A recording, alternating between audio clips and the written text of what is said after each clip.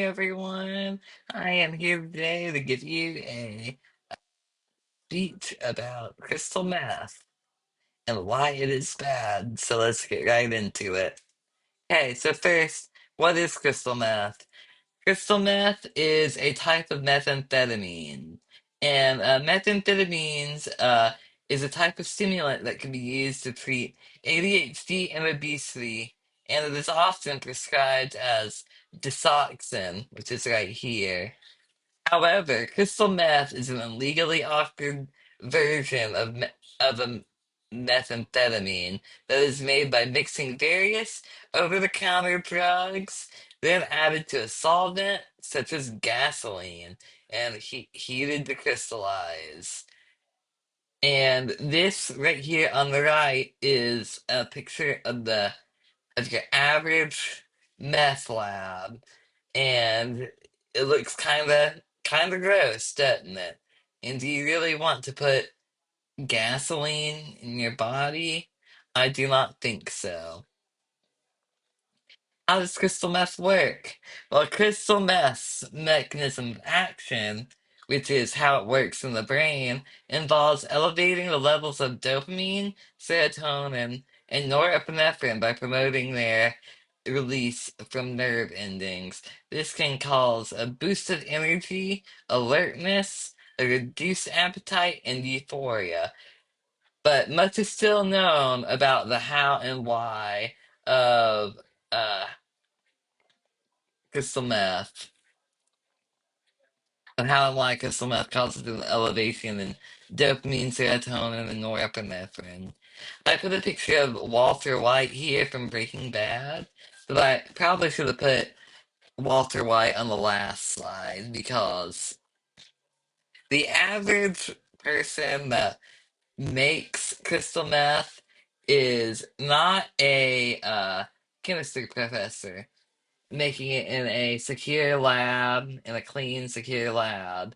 Most of the time, it's made by somebody that has failed chemistry in high school and makes it in a lab that looks like this right here on the right.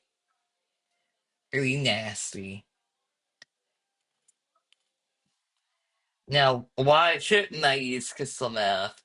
Well, the first reason that comes to mind is meth mouth, which is seen uh, right here on the right. And meth mouth is caused by a combination of the meth reducing saliva flow and poor hygiene practices. The saliva helps keep plaque from building up in your mouth, reduces uh, and meth reduces salivary flow. So that's why meth mouth happens. The use of crystal meth carries a bunch of other short-term and long-term health risks. Some of the negative short-term effects include, but are not limited to, an elevated heart rate, elevated blood pressure, an elevated respiratory rate, and an elevated temperature, which is like a fever.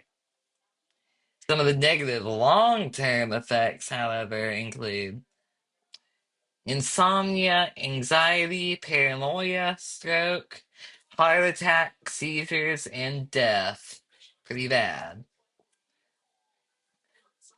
What should I do if a loved one or I am struggling with drug addiction? Well, the first thing that you should do is to not be afraid to ask for help.